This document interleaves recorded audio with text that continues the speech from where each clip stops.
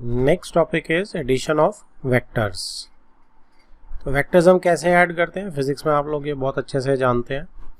तो अगर एक वेक्टर मेरा, जैसे ये डायग्राम दी हुई है, ए बी वेक्टर है मेरा, ठीक है जी, इसके अंदर मैं बी सी वेक्टर ऐड कर रहा हूँ, राइट। तो ये क्या हो जाएगा मेरा, ये मेरा ए सी वेक्टर हो जाएगा, ठीक है ना।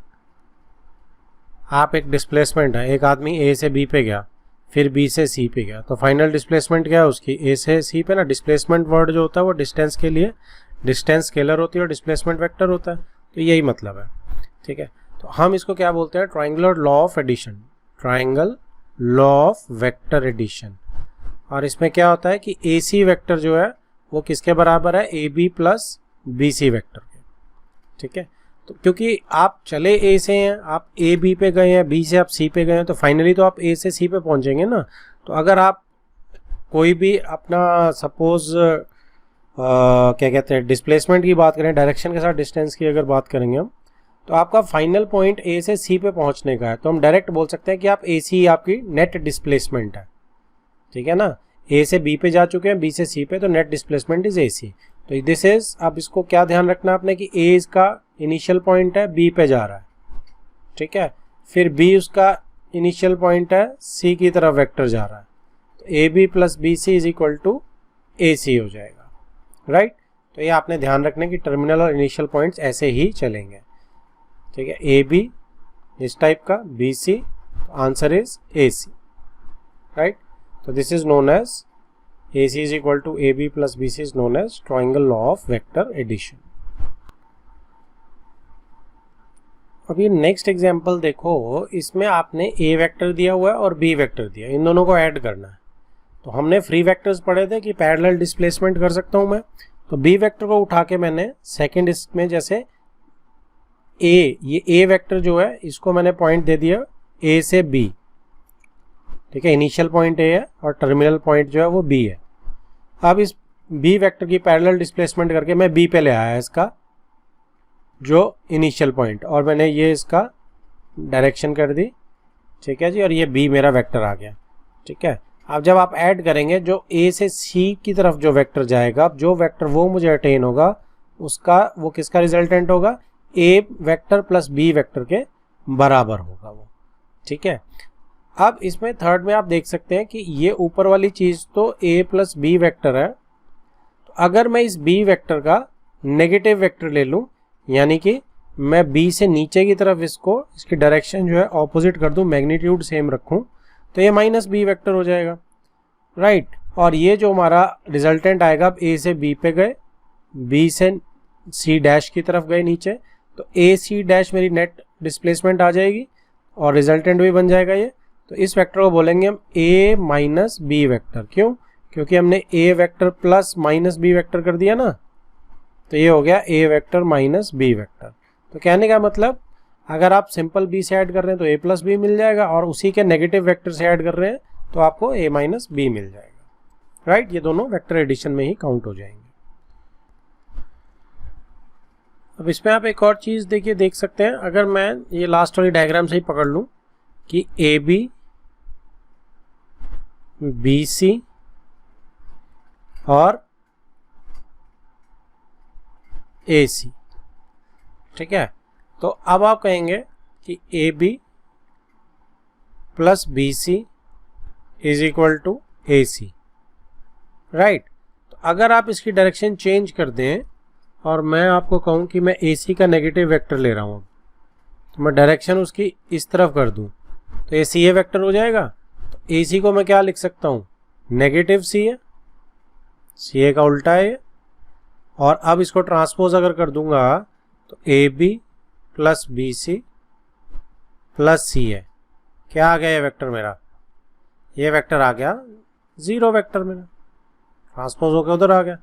तो बेसिकली कहने का मतलब कि आपको ये किसी भी फॉर्म में चेंज करके पूछा जा सकता है, एक नंबर के क्वेश्चंस बन सकते हैं, जैसे भी आप इसको हैंडल करना चाहें, ये तरीका है इसको हैंडल करने का, ठीक है। तो अगर आप ऐसे भी देखोगे, ए बी बी से सी पे गया, सी से वापस ए पे आ गया, तो नेट डिस्प्लेसमेंट तो जीरो ही ना, क्योंकि जहां से शुरू हुआ था वहीं पहुंच गया, तो वही इस चीज को बता रही है यहाँ, ओके।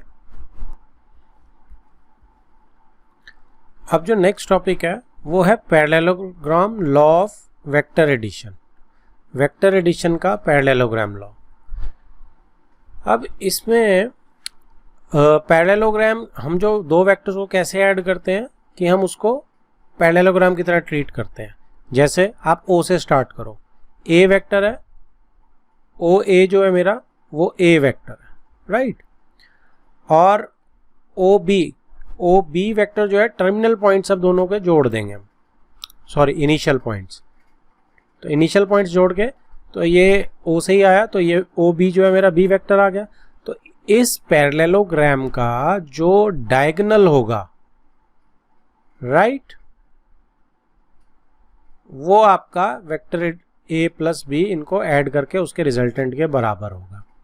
ठीक है, पैरेललोग्राम में ऑपोजिट साइड बराबर होती हैं, तो ए के सामने ये बी सी तो बन ही जाएगा। ठीक है, और ऐसे ही ओ बी के ऑपोजिट हम एक इक्वल वेक्टर टाइप ले लेंगे।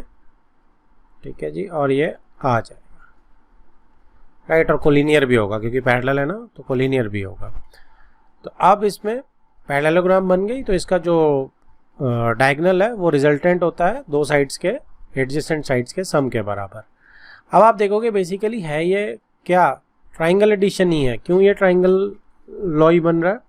देखो, जब हमने वेक्टर एडिशन पढ़ी थी ट्राइंगल के हिसाब से, तो ट्राइंगल लॉ में अगर मैं इस बी को ये वाला बी ले लूँ, क्योंकि है तो बराबर ही ना, तो ये वाला वेक्टर प्लस ये वाला वेक्टर क्या इसके बराबर नहीं होगा, वो सी के बराबर। तो ये ट्राइंगुलर लॉ ऑफ एडिशन ही है। तो अगर मैंने उसकी फ्री डिस्प्लेसमेंट कर दी यहाँ पे, तो भी आंसर तो सेम ही रहेगा ना।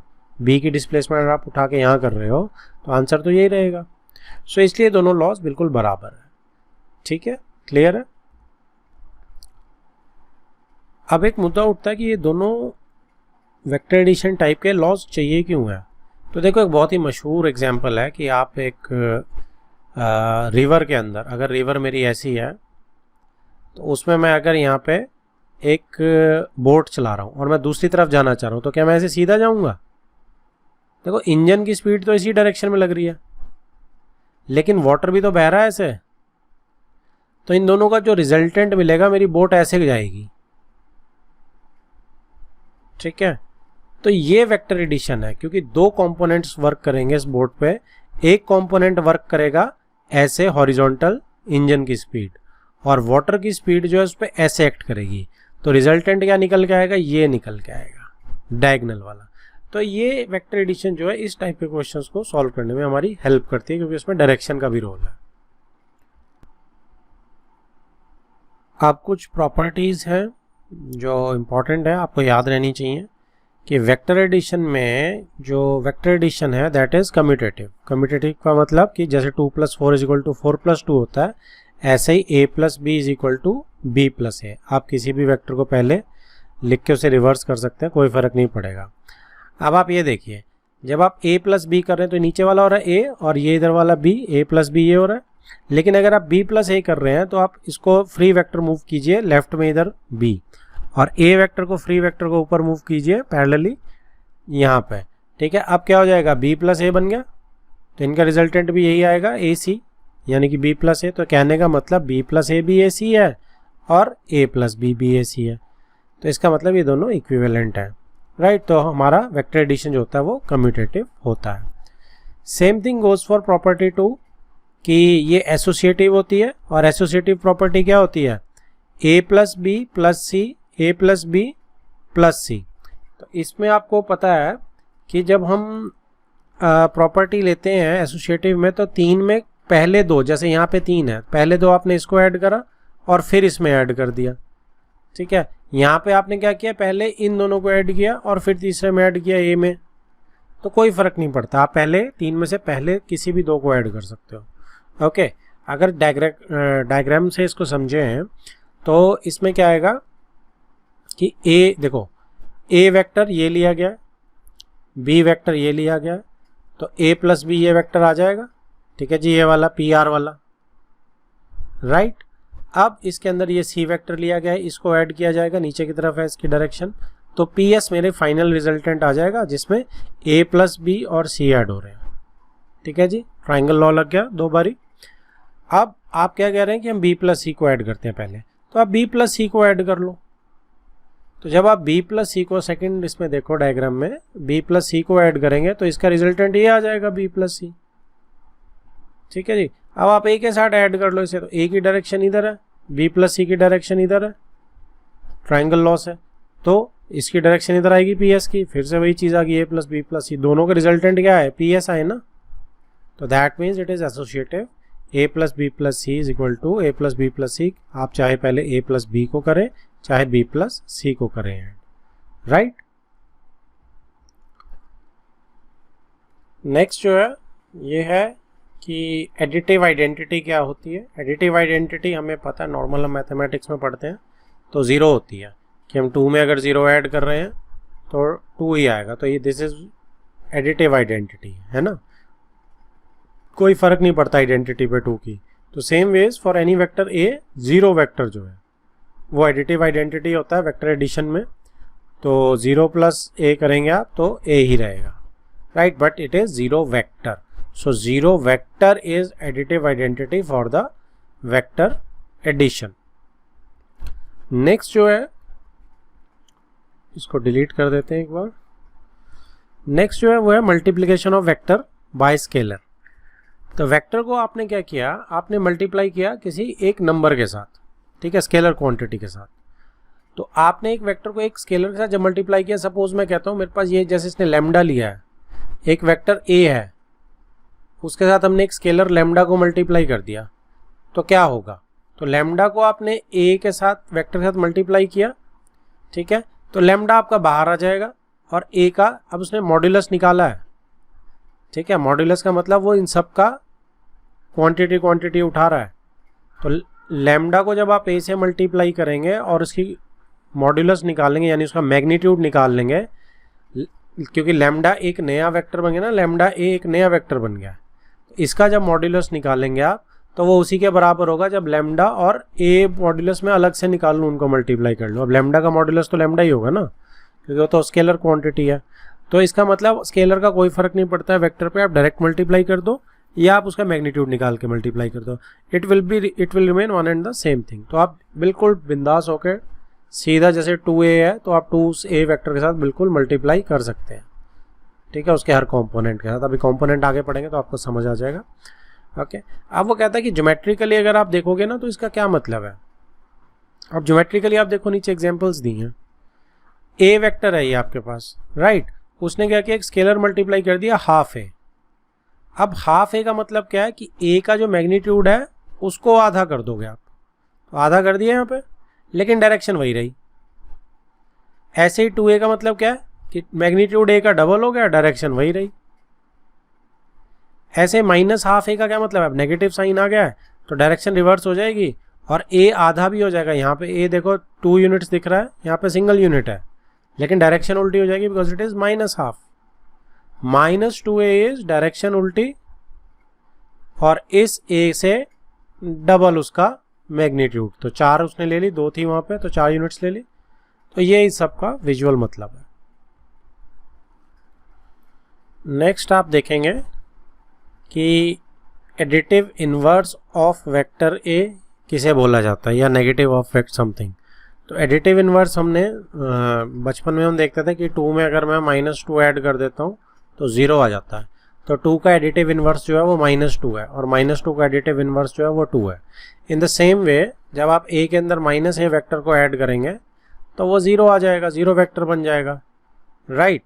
तो जो आपका -a है that is additive inverse of vector a, ठीक है, सिंपल सी चीज़ है। तो negative of any vector is additive inverse of the same vector.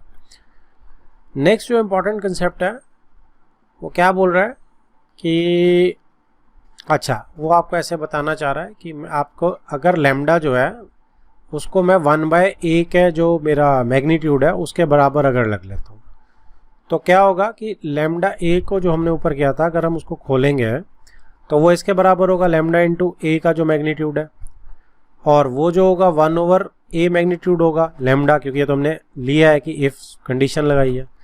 तो ये दोनों कट जाएंगे आपस में तो ये 1 आ जाएगा, राइट। तो बेसिकली वो आपको किस तरफ लेके जाना चाह रहा है, वो आपको यूनिट वेक्टर की तरफ लेके जाना चाह रहा है, ठीक है जी, आगे चल के मैं आपको दिखाता हूँ, आगे करके कंप्लीट होगा, इसको आपको समझ आएगा। चलो जी, तो लैम्डा वो कहता है यहाँ पे कि यूनिट वेक्टर को रिप्रेजेंट कर रहा है। क्या बोल रहा है देखो यहाँ पे कि लैम्डा इंटू ए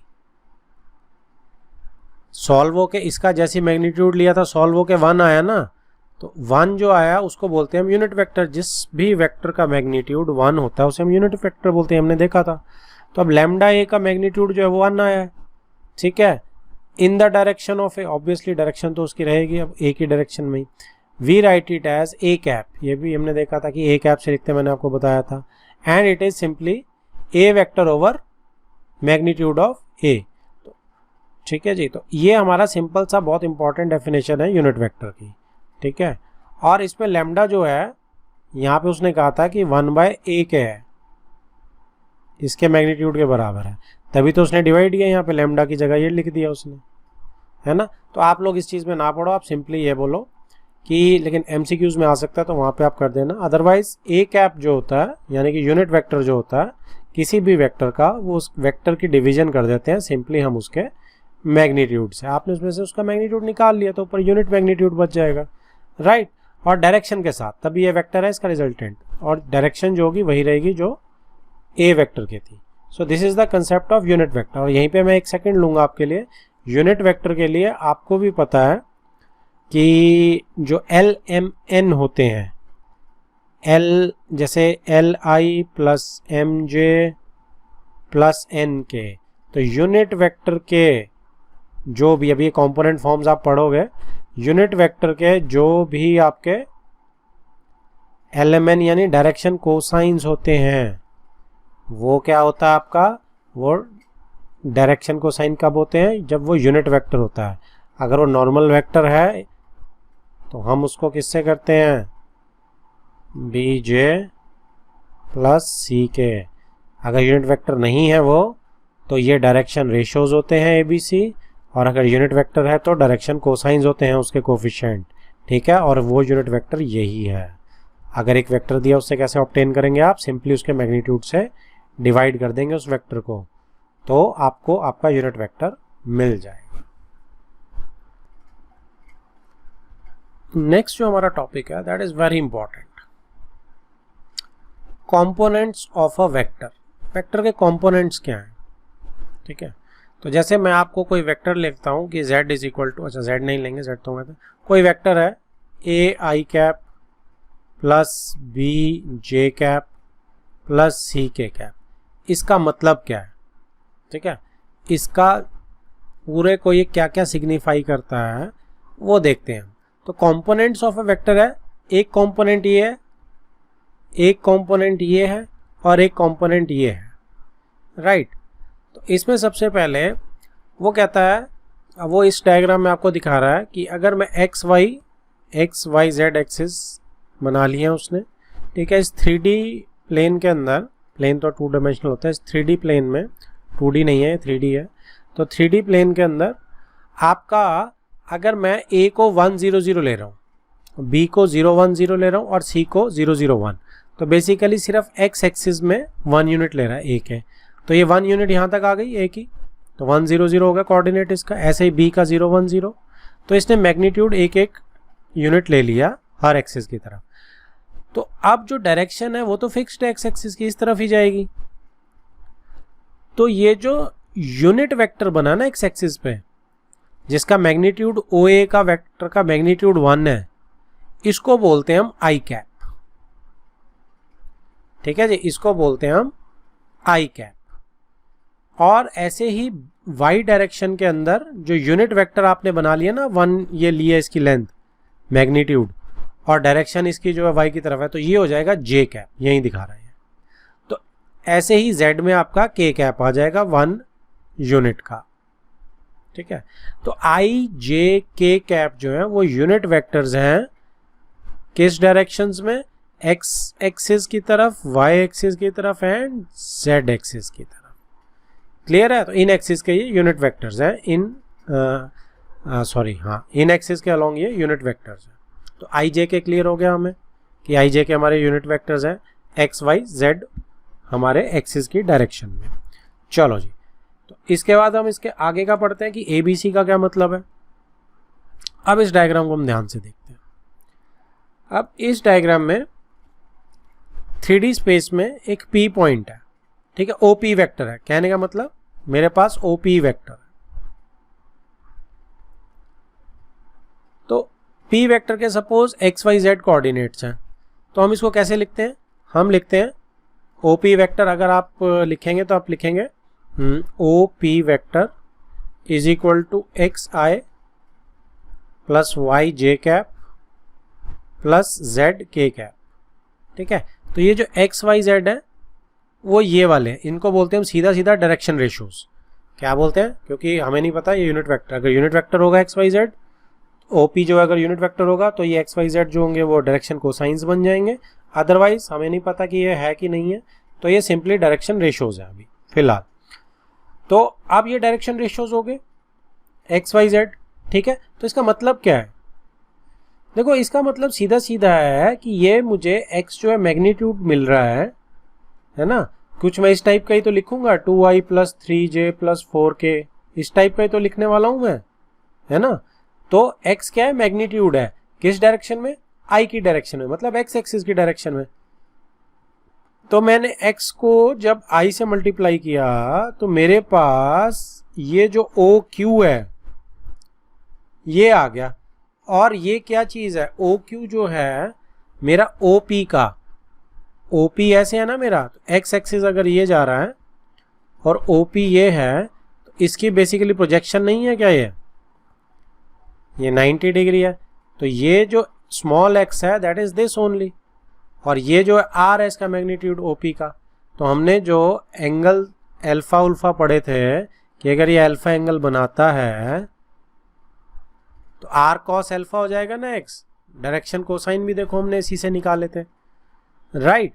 तो ये जो x है बेसिकली ये क्या है? ये मैग्नीट्यूड है। ये क्या है आपका? मैग्नीट्यूड है आपका। तो मैग्नीट्यूड जब आपका होगा तो i की डायरेक्शन है, x एक्सिस की डायरेक्शन है, तो i से मल्टीप्लाई करना पड़ेगा। तो बेसिकली इसका पूरा वेक्टर कंपोनेंट आ गया। ये OQ जो है वो पूरा Q यहाँ पे है, OQ जो है दैट इज XI, वो वेक्टर कंपोनेंट है x एक्सिस के ऊपर P का। समझ आ गया अब आपको ये क्या होता है? सिमिलरली YJ क्या होता है? YJ इसी OP वेक्टर का y के ऊपर कंपोनेंट है। देखो ये यहाँ पे होगा जाके 90 डिग्री, ठीक है। तो ये YJ है, तो आपका ये y एक्सिस पे कंपोनेंट जो है वो YJ है। सिमिलरली ZK, ये देखो ये जो OP है यहाँ पे 90 बनाएगा, तो ये जो OR दिख रहा है आपको ये आपका Z कंपोनेंट है या K कंपोनेंट है आपका। समझ आ रहा है आपको? Z एक्सिस पे कंपोनेंट है या स्मॉल j। तो OR जो है मैग्नीट्यूड उसका स्मॉल j रहेगा और K उसकी यूनिट वेक्टर की डायरेक्शन है, तो ये पूरा वेक्टर बन जाएगा OR, ठीक है। देखो डायरेक्शन भी दिख रही है आपको OR की, राइट। तो ये मेरे कंपोनेंट्स हैं। अब आप देखो, मैं क्लियर करता हूँ इसको। कंपोनेंट्स हमें समझ आ गए कि क्या होते हैं। जस्ट अ सेक कि ये कहाँ से, ये हो गया जी क्लियर। अब आप देखो कि हमने जो P को लिखा था एक और तरीके से देखते हैं। P को मैंने लिखा XI plus YJ plus ZK। हमें I समझ आता है, बिल्कुल समझ आता है। I J के कैप क्या है? यूनिट वेक्टर्स हैं XYZ एक्सिस की डायरेक्शंस में। XYZ क्या है? ये छोटे वाले भाई ये हमारे मैग्नीट्यूड्स हैं उस पर्टिकुलर डायरेक्शन में। X एक्सिस में X है, Y एक्सिस की डायरेक्शन में Y मैग्नीट्यूड है, तो Z डायरेक्शन में Z एक्सिस में ये स्मॉल z है। अब ये प्लस का क्या खेल है? तो सिर्फ प्लस ही बचा। हमें कैसे पता प्लस करना है या माइनस करना है? ठीक है, तो तीनों कंपोनेंट्स को ऐड करके जो मेरा OP बन रहा है, तो आप ध्यान से देखो कि आप O से स्टार्ट करोगे, ठीक है। अब मैं कैसे जाऊंगा? पहले मैं P1 पे पहुंचता हूं। मैं P1 पे कैसे पहुंचूंगा? अब P1 पे मैं देखो O से Q पे जा रहा हूं। इस डायरेक्शन में वेक्टर मिल रहा है मुझे XI, बिल्कुल मिल रहा है। अब मैं Q से P1 पे जा रहा हूं। कौन सा वेक्टर मिल रहा है? क्या ये OS की फ्री डिस्प्लेसमेंट नहीं है क्या, पैरेलल डिस्प्लेसमेंट नहीं कर रहा क्या मैं ओ एस की, जो कि वाई जे है, पैरेललोग्राम बन जाएगी ना, रेक्टेंगल बन जाएगी ना, तो वाई जे उठा के मैं इधर ले आया। तो अब जब मैं triangular law of vector addition लगाऊंगा, और आपको उसकी भी ज़रूरत नहीं है, आप पैरेललोग्राम लॉ भी लगा दो ओ क्यू और ओ एस में, तो डायगोनल आ रहा है ना ओ पी वन, और अगर आप वेक्टर एडिशन लगा रहे हो ट्राइंगल से तो भी ओ पी वन ही आएगा रिजल्टेंट वेक्टर का। तो ये रिजल्टेंट आ गया ओ पी वन। तो हमारे पास O Q plus Q P one is equal to O P one आ गया। In short X I plus Y J is equal to O P one आ गया। ठीक है जी। अब आप देखो ये भी तो 90 है ऊपर की तरफ इस प्लेन के, तो इसके बाद आप ये हाइट मुझे है, ये मेरे पास कौन सी है हाइट, यही है ना जेड के, इसी के बराबर है ना सामने देखो बिल्कुल, तो जेड के बार है। अब ओ पी वन के अंदर अगर मैं जेड के ऐड कर रहा हूं, ओ पी वन ऐसे है और पी वन पी जो है वो ये जेड के मिल रहा है मुझे, ओ पी वन। अब इसके साथ रिजल्टेंट क्या आएगा, यही आएगा ओ पी, तो ये O P one plus Z K हो जाएगा। ठीक है। अब ओ पी वन वैक्टर क्या है, O P one vector is x I plus Y j, तो that means x I plus Y j अगर ये है तो ओ पी पूरा वेक्टर क्या बन गया मेरा, ओ पी पूरा वेक्टर बन गया जी एक्स आई प्लस वाई जे, यानी कि O P one plus Z K बन गया जी हमारा पूरा वेक्टर। तो अब इसमें टोटल निष्कर्ष क्या निकला हमारा, निष्कर्ष बड़ा सिंपल सा है, लेकिन आपको समझ आ गया कि चीज़ें बन कैसे रही हैं और हो कैसे रही हैं, कि ओपी एक पूरा वेक्टर है मेरा और इसकी कंपोनेंट फॉर्म एक्स एक्सिस पे ये है, वाई एक्सिस पे ये है और जेड एक्सिस पे ये है। तो ये तीन कंपोनेंट को ऐड करके बना है। ओके जी, अब हमने क्लियर कर लिया। अब इसमें आपके बड़े हमें स्पष्ट है कि ओपी जो है वेक्टर जो है वो आपका एक्स आई प्लस वाई जे प्लस के कैप हो जेड के कैप, ये आपका वेक्टर आ गया। अब इसमें जो स्केलर कंपोनेंट है, अगर आप कहेंगे कि स्केलर कंपोनेंट क्या, क्योंकि हम कंपोनेंट पढ़ रहे हैं ना, तो स्केलर कंपोनेंट का अगर आपसे कोई पूछेगा तो वो है एक्स वाई और जेड, एक्स वाई और जेड। और वेक्टर कंपोनेंट्स क्या हैं, वेक्टर कंपोनेंट्स जो हैं क्योंकि डायरेक्शन के साथ होंगे तो वो होंगे एक्स आई वाई जे कैप और जेड के कैप। ठीक है, तो ये वेक्टर कंपोनेंट्स है, छोटी सी चीज़ है। अब इसके हम नेक्स्ट टॉपिक पे आते हैं और वो क्या है कि इसका मैग्नीट्यूड कैसे निकलेगा। अब मैग्नीट्यूड आपको पता है कि ओपी वेक्टर का अगर मैं मैग्नीट्यूड निकालूंगा तो वो आर है, और आर जो है वो कैसे निकल रहा है आपका, जब हमने डिस्टेंस फॉर्मूले से देखा था तो X square plus Y square plus Z square under the root आया था, राइट। तो इसमें भी आप देख सकते हैं कि कैसे है। अगर आप मैं सेम जैसे वेक्टर का किया था तो आप देखो ये चीज़ जो है वो 90 डिग्री है ना, तो ये राइट एंगल ट्रायंगल बन गई ओ पी वन क्यू। तो इसमें ये एक्स है इसका कंपोनेंट, मैग्नीट्यूड स्केलर इसका वाई है, तो ये हाइपोटेन्यूज है कितना हो जाएगा, X square plus Y square हो जाएगा। ठीक है जी। अब मैं इसे नेक्स्ट अगर बात करूंगा कि मुझे ये X square plus Y square तो मिल गया, लेकिन ट्राइंगल अब कौन सी उठाऊं, ओ पी वन और ये ऊपर वाली, तो ये भी 90 है, तो इसका कितना है स्केलर कंपोनेंट जेड है, तो X square plus Y square under the root है, सॉरी यहाँ अंडर द रूट भी होगा। तो अब इसमें जो आर है ये भी एक वो बन गई पिंक वाली राइट एंगल ट्राइंगल, तो इसका जो हाइपोटेन्यूज है वो क्या बना, ओ पी वन का स्क्वायर, ठीक है ना, ओ पी वन का square plus P one P का square under the root is equal to O P. तो अब ये ओ पी वन जो है x square plus Y square under the root है, इसका स्क्वायर कर दिया हमने, plus P one P is z only, तो जेड का स्क्वायर कर दिया, और इस सब का अंडर रूट। तो ये देखो स्क्वायर से स्क्वायर रूट कैंसिल आउट हो गया, तो अंदर क्या बचा, X square plus Y square plus Z square बच गया अंडर द रूट। तो ये भी हमें समझ आ गया, डिस्टेंस फॉर्मूले से भी समझ आ गया और पाइथागोरस से भी समझ आ गया कि इसका कैसे निकलेगा। तो ये ओपी का वेक्टर का जो है मैग्नीट्यूड है। अब ये कुछ प्रॉपर्टीज हैं।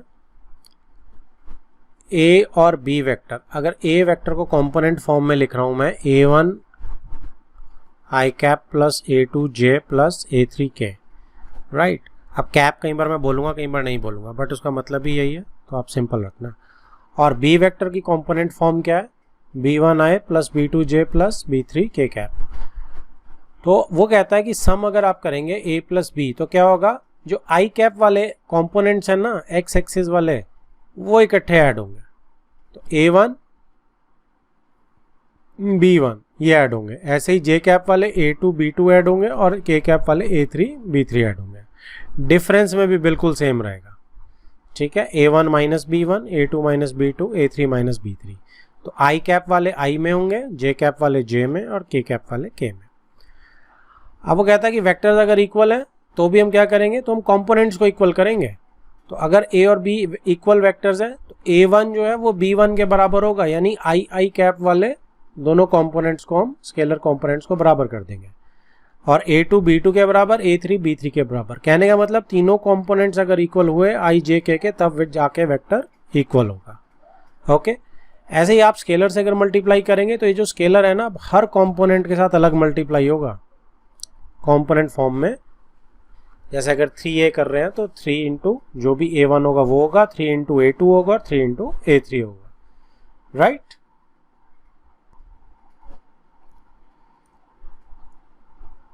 ठीक है, अब ये देखो एडिशन उसने बताई है, तो एडिशन का आप देख सकते हैं स्केलर के साथ उसने क्या बोला है कि अगर आप स्केलर मल्टीप्लाई करने के बाद ऐड कर रहे हैं तो आप वेक्टर को कॉमन ले सकते हैं, सिंपल सी चीज़, ठीक है। k प्लस m आप ऐड कर सकते हैं। और सेम थिंग गोज फॉर ये नीचे थर्ड देखो कि k अगर आप a प्लस बी में मल्टीप्लाई करें तो आप डिस्ट्रीब्यूट कर सकते हैं, ठीक है। तो जैसे नॉर्मल डिस्ट्रीब्यूशन होती है मल्टीप्लिकेशन की, उसके ऊपर एडिशन के ऊपर, बिल्कुल सेम वही चीज़ है, ठीक है। तो दोनों आप कर सकते हैं, चाहे स्केलर हो चाहे वेक्टर, दोनों डिस्ट्रीब्यूट हो रहे हैं। k इंटू एम ए, दो स्केलर अगर मल्टीप्लाई हो रहे हैं तो आपस में आप पहले दोनों स्केलर को मल्टीप्लाई कर सकते हैं और फिर वेक्टर के साथ मल्टीप्लाई कर सकते हैं। तो इसमें कहीं भी कोई प्रॉब्लम नहीं है, it is very easy. Okay, let's move towards our next topic. ये बहुत ही इंपॉर्टेंट है, ठीक है। So we will discuss it right from here. Okay, देखो ये क्या बोल रहा है कि हमें पता है कोलिनियर कब होते हैं वेक्टर्स। देखो कोलिनियर वेक्टर्स होते हैं, हमने शुरू में डिस्कस किया था जब b is equal to lambda a होगा, है ना। तो b अगर लैम्डा ए होगा, क्योंकि आपस में पैरेलल होते हैं सेम लाइन के, तो वो लैम्डा की वैल्यू चेंज करते रहो, अलग अलग चीज़ों के लिए आता रहेगा। तो जब b is equal to lambda a होगा तो अब कॉम्पोनेंट फॉर्म में अगर लिखेंगे तो b को हम लिखेंगे b1 i plus b2 j plus b3 के, लैम्डा एज इट इज़, और इसको भी ऐसे ही लिख देंगे a वेक्टर को कॉम्पोनेंट फॉर्म में।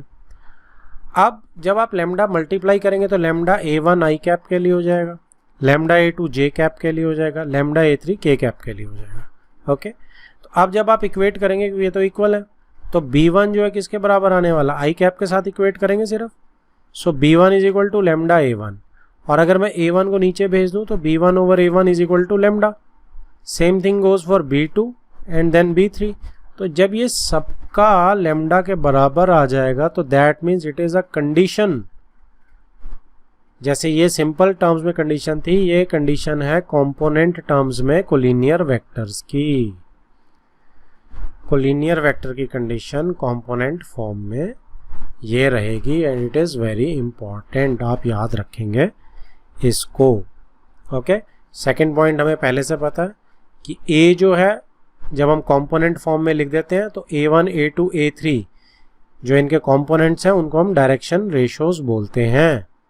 लेकिन अगर यही यूनिट वेक्टर हो जाएगा, जैसे कि वो यहाँ दे रहा है, अगर ये यूनिट वेक्टर में आ जाएगा तो LMN क्या हो जाएंगे, डायरेक्शन कोसाइंस, ठीक है जी। तो सिंपल वेक्टर के कोफिशिएंट्स आपके डायरेक्शन रेशियोज, और अगर यूनिट वेक्टर है वो तो उसके कोफिशिएंट्स आपके डायरेक्शन कोसाइंस में। ये बहुत बार बोल चुका हूँ, इसे प्लीज़ भूलना नहीं है।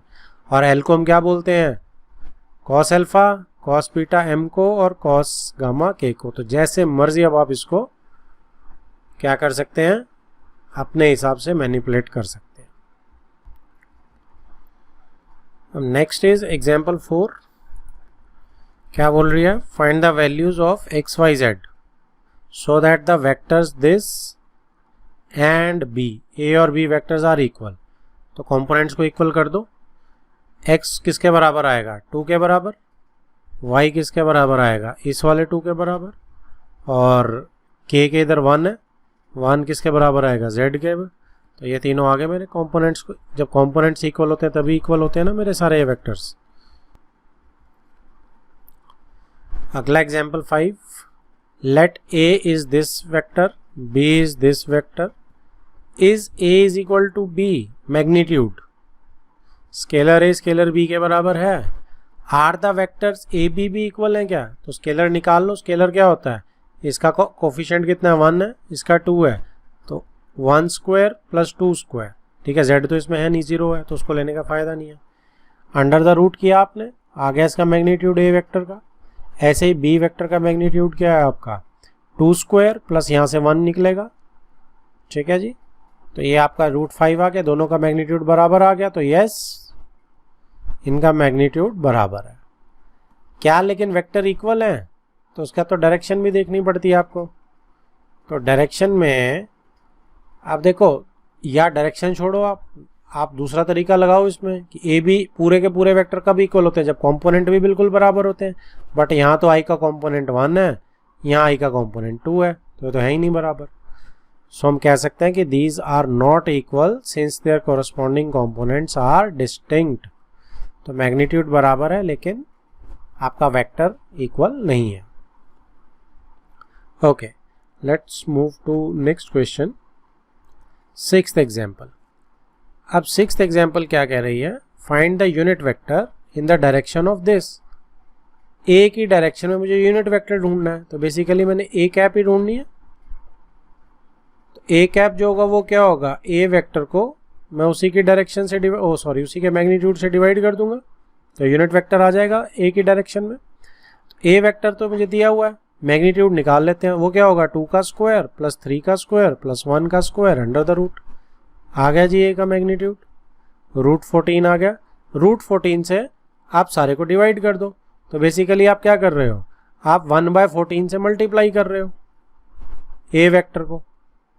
ठीक है, तो अब ये हर कंपोनेंट से मल्टीप्लाई होगा, तो 2/√14 I plus 3/√14 j plus 1/√14 k। तो ये मेरा ए कैप आ गया। This whole vector is my A cap.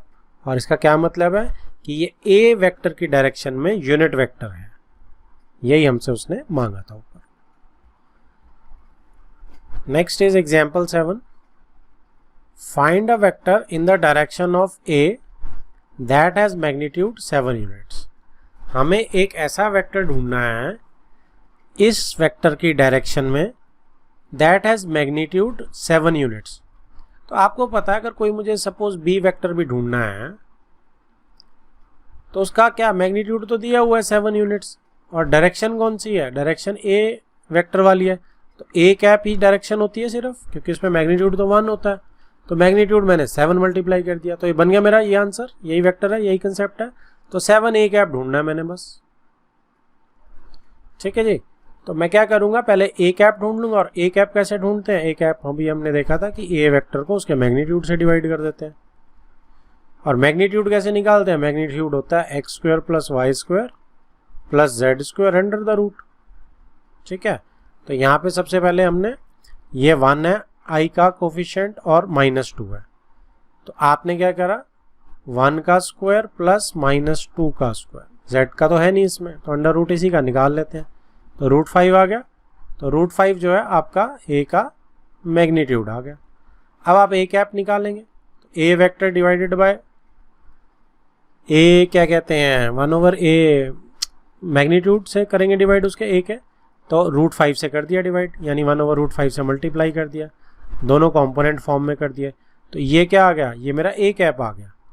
करना क्या है मुझे, 7 से मल्टीप्लाई। अब तो 7 से मल्टीप्लाई कर देते हैं, 7 a कैप निकाल लेते हैं। तो 7 से आपने मल्टीप्लाई कर दिया, 7 भी चला गया, यहाँ 7/√5, यहाँ 7 × 2 14/√5। ये वेक्टर जो है अब मेरा डिजायर्ड आंसर है, जो कि ए वेक्टर की डायरेक्शन में है और उसका मैग्नीट्यूड जो है वो 7 यूनिट्स का है, right? Okay, the next question is example 8. Find the unit vector. तो यूनिट वेक्टर फाइंड आउट करना है हमने in the direction of sum of vectors. किसकी डायरेक्शन में निकालना है? Sum of vectors this and this. A और बी के सम की जो डायरेक्शन है, तो ए और बी का सम ये हो गया. अब इसकी डायरेक्शन निकलेगी तो इसका यूनिट वेक्टर निकालना पड़ेगा मुझे. तो मुझे इसका किससे डिवाइड करना पड़ेगा? मैग्नीट्यूड से. यानी मैं ए प्लस बी वेक्टर का सॉर्ट ऑफ क्या निकाल रहा हूँ? इसका कंबाइंड का कैप निकाल रहा हूँ, है ना, सॉर्ट ऑफ, क्योंकि तभी डायरेक्शन आएगी ना इसकी मेरे पास. ठीक है जी. और उसकी डायरेक्शन में यूनिट वेक्टर ढूंढना है तो उसका मैग्नीट्यूड तो आपने उसको 1 से ही करना है मल्टीप्लाई. तो बेसिकली सिर्फ यही ढूंढना है मुझे. ठीक है. तो यूनिट वेक्टर तो ए प्लस बी का कैप हो जाएगा. तो सबसे पहले क्या करेंगे? ए और बी को ऐड कर लेते हैं. सो ए प्लस बी, इसने सी ले लिया ताकि यहाँ लिखने में आसानी हो जाए, सी कैप. तो सी ले लिया उसने. तो आपने ऐड क्या करना है? अब 2 में आई कॉम्पोनेंट में आई कॉम्पोनेंट. 2 + 2 4, 4i ये आ गया. 2 1 3j -5 + 3 -2 k कैप. ठीक है, कॉम्पोनेंट फॉर्म में एडिशन हो गई. अब सी वेक्टर बन गया. अब इसका सी वेक्टर का वो ले लो. अब सी वेक्टर अगर ए प्लस बी को बोलेंगे तो सी कैप क्या होगी? सी बाय सी मैग्नीट्यूड. मैग्नीट्यूड निकाल लो. 4 का स्क्वायर + 3 का स्क्वायर -2 का स्क्वायर से कोई फर्क नहीं पड़ेगा, +2 ले लो चाहे. तो ये आपका √29 आ गया. तो इसी सी को let us divide this C by √29 each component को. ठीक है जी. तो ये आपका क्या आ जाएगा? Now this is your unit vector. ठीक है, which is in the direction of C cap है ना ये, which is in the direction of the sum of the vectors A and B. अगला एग्जाम्पल देखो, example 9. Write the direction ratios of the vector this and hence calculate its direction cosines. अब मुझे पता है direction ratio जो होती हैं वो नॉर्मल वेक्टर की होती हैं और डायरेक्शन कोसाइंस यूनिट वेक्टर की होती हैं. तो नॉर्मल वेक्टर तो ऑलरेडी मुझे दिया हुआ है. ठीक है, और इसको चेक करने के भी कई तरीके होते हैं. देखो, अगर डायरेक्ट देखना हो तो आपको पता है एक प्रॉपर्टी होती है L² + M² + N² = 1. डायरेक्ट करो इसे. यहाँ 1 का स्क्वायर प्लस j का भी 1 है, 1 का स्क्वायर प्लस -2 का स्क्वायर अंडर द रूट. चलो करने की जरूरत ही नहीं है. 1 + 1 2, 2 + 4 6, 6 आ रहा है ना. ये हो जाएगा 4, 4 + 1, हाँ 6 आ रहा है. तो क्या ये 1 है? नहीं है ना. तो दैट मीन्स ये यूनिट वेक्टर नहीं है. ऑलरेडी खुद ये यूनिट वेक्टर नहीं है. तो बस इसके जो डायरेक्शन कोफिशिएंट्स होंगे वो डायरेक्शन रेशियोज हो जाएंगे, कॉम्पोनेंट्स जो है. तो 1 1 -2 are its direction ratio. Simple answer. तो ये इसके जो कॉम्पोनेंट्स हैं वही डायरेक्शन रेशियोज हो जाएंगे. लेकिन अब मुझे क्या चाहिए? Direction cosines next. तो क्या करूंगा? यूनिट वेक्टर बना लो इसको. तो इस √6 से डिवाइड कर दो. यही रूट में लेना हमने. तो इसका मैग्नीट्यूड आ जाएगा ए का. ए का मैग्नीट्यूड ही है ना ये. ठीक है, तो √6 से डिवाइड कर दो. ठीक है जी. देखो, √6 से डिवाइड कर दिया. तो √6 से अगर इसको डिवाइड करोगे तो कौन सा वेक्टर बन गया है? 1/√6i plus 1/√6j -2/√6k. Final answer देखो, 1 मिनट में मैच कर गया आपको. ठीक है.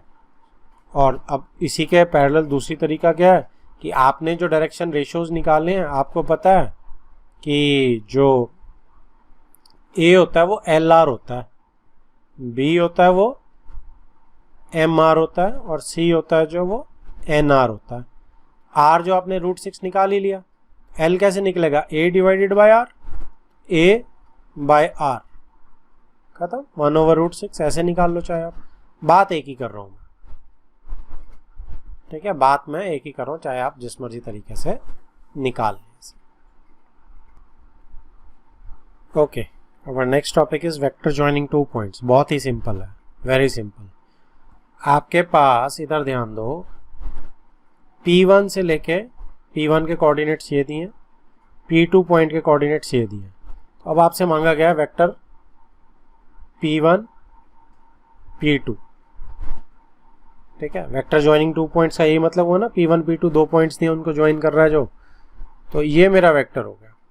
अब इसमें इनिशियल पॉइंट P1 है और P2 है, तो ये कैसे निकलेगा वेक्टर आपका?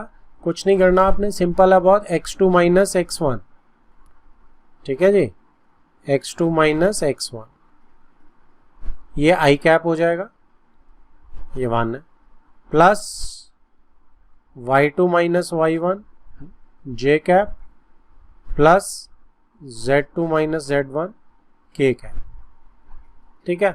ये आपकी वेक्टर कंपोनेंट फॉर्म में आ गया, जो कि 2 पॉइंट से बना है। अब कैसे बना है ये, अगर आप थोड़ा सा इसको ध्यान से देखो तो बहुत ही सिंपल है, और वो किस लिए है कि इसका एक मिनट कलर चेंज करते हैं, लेट अस वेट। ओके, देखो OP, ये OP1 वेक्टर, ये पोजीशन वेक्टर P1, ये कोऑर्डिनेट्स का यही मतलब होता है ना कि पोजीशन वेक्टर शो कर रहे हैं, और यहाँ से OP2 अगर लूँगा तो भी है, राइट। तो अगर आप ट्रायंगुलर लॉ लगाओगे एडिशन का तो क्या बनेगा, ठीक है, ये वाला वेक्टर नीचे वाला प्लस ये वाला is equal to this vector बन जाएगा। तो फिर ये वाला वेक्टर क्या बन गया, इस वेक्टर माइनस ये वेक्टर बन गया।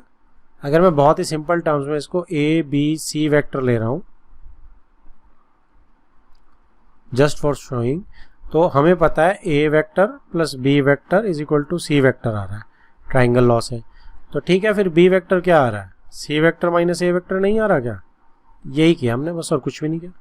कंपोनेंट्स को सेम को, अब C के जो X के कंपोनेंट, I के कंपोनेंट है वो A से माइनस कर देंगे हम। तो बड़ा सिंपल सी चीज़ है, यही याद रखो बस आपने कि P1 P2 is P2 minus P1 कर देना, काम हो जाएगा। तो ये देखो आप, इसको जरा से ऐसे करते हैं कि दोनों आ जाए मेरे पॉइंट्स, आ गए दोनों। अब इसमें आप चेक कर सकते हैं कि जो P1 P2 वेक्टर है वो हमने बताया था OP2 माइनस P1 है, तो P1 P2 इज ये हमारा P1 वेक्टर का P2 वेक्टर का पोजीशन वेक्टर OP2, और ये हमारा OP1, राइट। तो इसमें आपका क्या आ जाएगा, इसमें आपका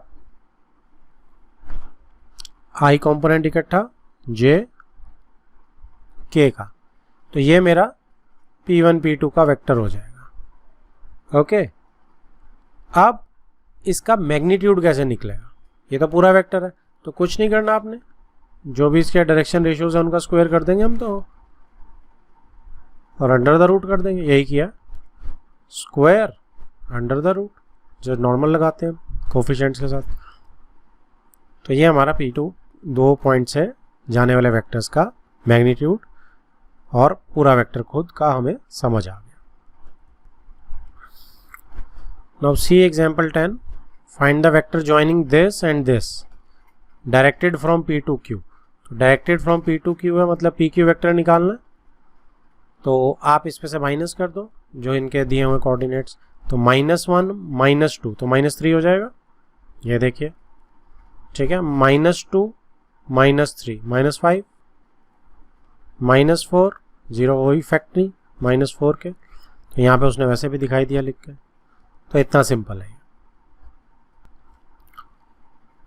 अगला टॉपिक है सेक्शन फॉर्मूला, वेरी इजी, जो आपने 10th में पढ़ा था वैसे का वैसा है, बस वेक्टर में कन्वर्ट करना है। तो इसको मैं बस सिंपल सा समझा देता हूँ आपको। अब जैसे आपको ये R मेरा OR वेक्टर जो है वो किस रेशो में डिवाइड करेगा QP को, ठीक है ना। तो Q का पोजीशन वेक्टर ये B है, P का पोजीशन वेक्टर ये A है, राइट। तो R का पोजीशन वेक्टर ये स्मॉल r दिया हुआ है। अगर R जो है इस PQ वेक्टर को n/m में डिवाइड करता है, तो आपको ये कहाँ से मिल जाएगा, देखो अगर आप इसमें ट्राइंगल लॉ लगाएंगे ना, जैसे आर और बी में लगाएंगे तो आर प्लस ये वाला वेक्टर आर क्यू वेक्टर, ठीक है, ये वाला सीधी लाइन नहीं बनी, तो ये आर क्यू वेक्टर जो है ये आर के साथ मिलके एडिशन जब करेंगे तो बी वेक्टर देगा। तो कहने का मतलब आर क्यू वेक्टर क्या हो गया, बी माइनस आर वेक्टर दिख रहा है आपको। सेम वेज में पी आर वेक्टर क्या हो गया, देखो अब यहां से ये इधर की तरफ जा रहा है, डायरेक्शन एक ही रखेंगे ना, तो ये भी आर माइनस ए हो गया। तो अब रेशियोज में डिवाइड कर लो। कैसे करोगे कि b माइनस आर वेक्टर जो है ओवर अगर मैं r माइनस ए करूं वेक्टर टाइप ऑफ, जस्ट आपको याद रखने के लिए, तो ये m रेशो n में ही आना चाहिए ना। ये सिर्फ याद रखने के लिए बता रहा हूं आपको तरीका कि ये जितने पार्ट्स होता है उतने पार्ट्स ये, तो n ratio m b, sorry गलत लिख दिया मैंने, n रेशो m लिखना है क्योंकि b माइनस आर जो है वो n पार्ट्स, ठीक है। तो इससे क्रॉस मल्टीप्लाई करो और इसमें वैल्यूज डाल देते हैं, तो इससे आपका क्या बन जाएगा फाइनल फॉर्मूला, ये देखो ये आपका फॉर्मूला आया, उसको मल्टीप्लाई कर दिया तो r सिंप्लीफिकेशन पे आपका ये फॉर्मूला बन गया, ठीक है। अब इसको क्योंकि हमारे पास वो डायग्राम नहीं बची है तो डायग्राम के साथ अगर मैं आपको शो करूंगा कि ये देखो यहाँ तो आपको समझ आ गया, क्रॉस मल्टीप्लाई करते ही आ गया, तो r निकाल लिया उसने कॉमन लेके। कैसे निकाला उसने r कि M B minus M R, distribute कर दो इसे भी डिस्ट्रीब्यूट करो, N R minus N A. अब आर वाले कॉमन उठाओ तो M plus N R is equal to, इसको मैं इधर भेज रहा हूँ, M B plus N A, right. अब इसको डिवाइड कर दो नीचे, तो ये आ गई फॉर्म आपकी, खत्म बात आपको। और इसको आसान तरीका याद रखने का क्या है कि आपको पता है कि ये तीन चीज़ें थी, ये n था, ये m था, राइट। ये r वेक्टर है, ये b वेक्टर है और ये a वेक्टर है ना। तो आप क्या करोगे, n इंटू a, वही पुरानी स्कीम, m इंटू b जैसे 10th में लगाते थे, ओवर m प्लस n, खत्म। r वेक्टर के ये आपको r वेक्टर ये मिल जाएगा, ओके। अब इसमें आपने क्या है, ये इंटरनल डिवीजन है, this is your internal division. जब एक्सटर्नल डिवीजन होती है तो हमारा जैसे ये P था, ये Q था, तो R बाहर शिफ्ट कर जाता है, उसमें सिर्फ आपको माइनस लगाना है। अभी आगे मैं आपको दिखाता हूँ, ये जो इंटरनल डिवीजन है इसमें जस्ट आप साइन चेंज कर देंगे, कुछ नहीं करना आपने, तो आपका एक्सटर्नल डिवीजन बन जाएगा। एक्सटर्नल डिवीजन का क्या मतलब होता है कि PQ पॉइंट तो देखो अंदर रह गए, R बाहर निकल गया, तो इससे कोई फर्क नहीं पड़ता है क्योंकि पी आर जो था वो m था, तो ये पूरा बाहर वाला इतना पोर्शन m पार्ट्स हो गया।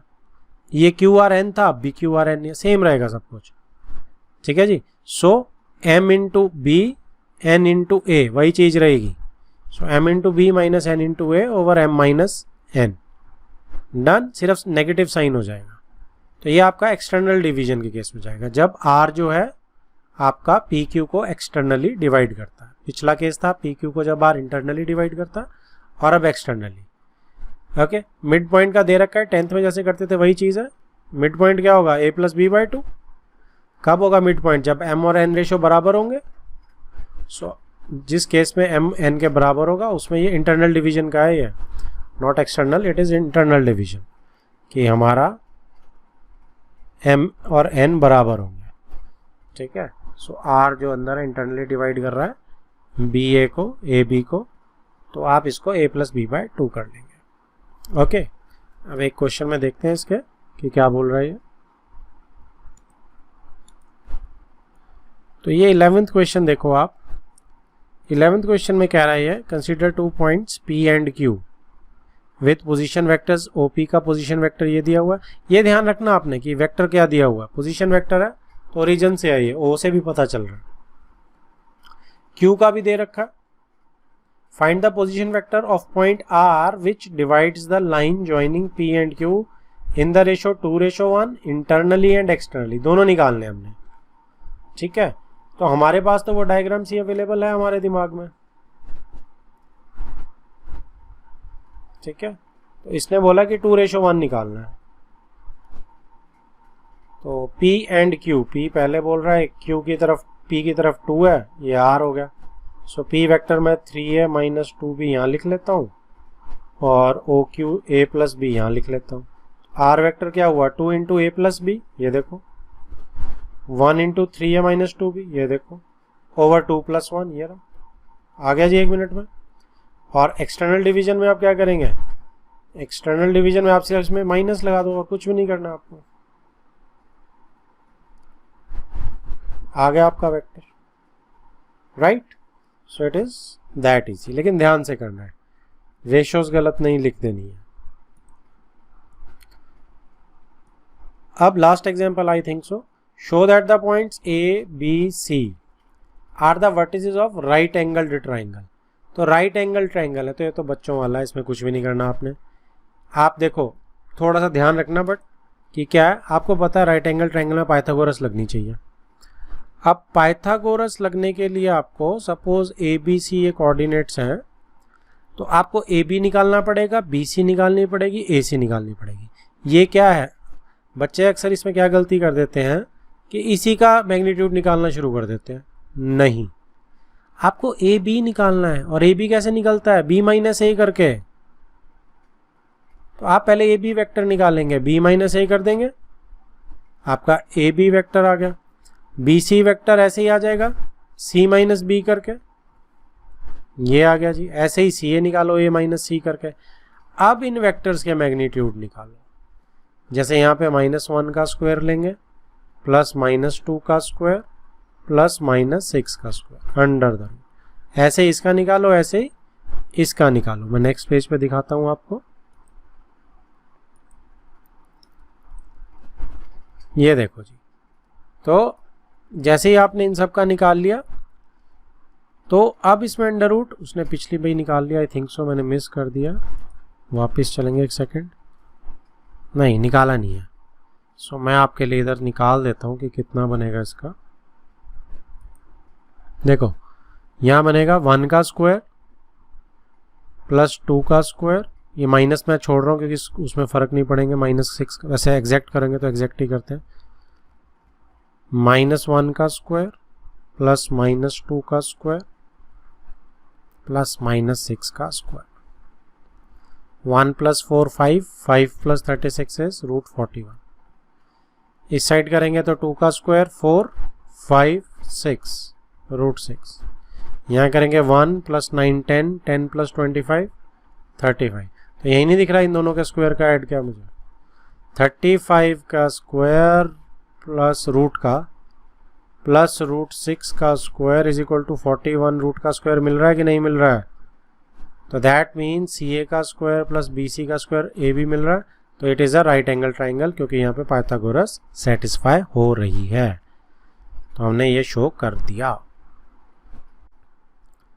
Exercise 10.2, okay, compute the magnitude of the following vectors.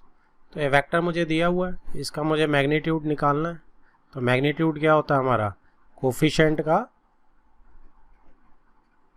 इनका हमारा जो होता है स्क्वायर होता है।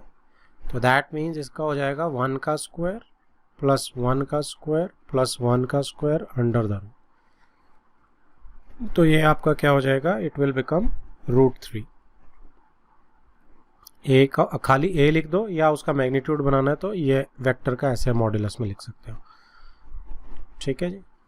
बी का आपको बताना है तो 2 का स्क्वायर प्लस -7 का स्क्वायर प्लस -3 का स्क्वायर अंडर द रूट।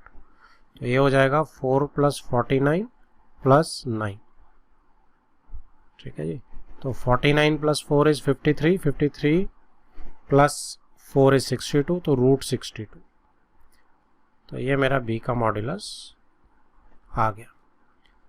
सी के केस में 1/√3, 1/√3, 1/3, ये बड़ा इंटरेस्टिंग है, दिस इज़ वेरी इंटरेस्टिंग। सी क्यों इंटरेस्टिंग है ये, क्योंकि एक तो तीनों के देखो बराबर दिए हुए हैं।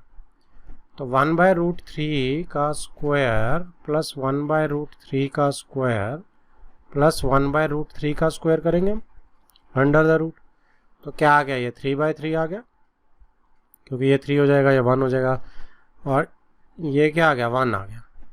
तो बेसिकली ये यूनिट वेक्टर है, बेसिकली कहने का मतलब ये दिस इज यूनिट वेक्टर।